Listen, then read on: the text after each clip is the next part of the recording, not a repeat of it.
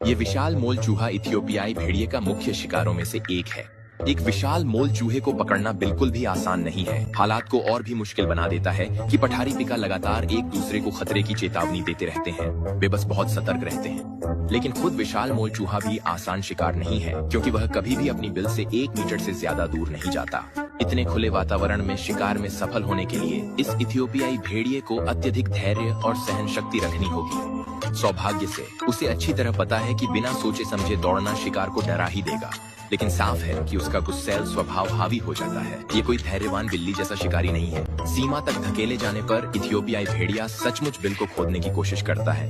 अपने पंजों और दांतों का एक साथ इस्तेमाल करने के बावजूद उसे सिर्फ मुंह भर मिट्टी ही मिलती है।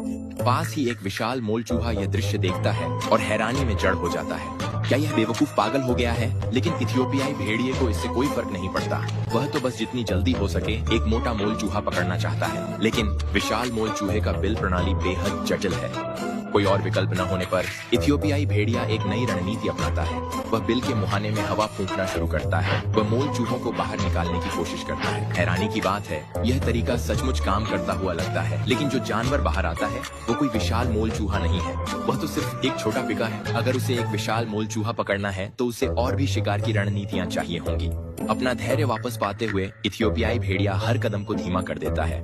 जैसे ही मोल चूहा बिल में घुसता है, भेड़िया अपनी नजरें उस प्रवेश द्वार पर गड़ा देता है। जब मोल चूहा इलाके को देखने के लिए किसी और छेद से सिर बाहर निकालता है, शिकारी चुपचाप आगे बढ़ने लगता है। सौभाग्य से विशाल मोल चूहों की नजर बहुत कमजोर होती है। वे दूर से खतरे नहीं देख सकते, लेकिन वे जमीन में होने वाली कंपन के प्रति बेहद संवेदनशील होते हैं।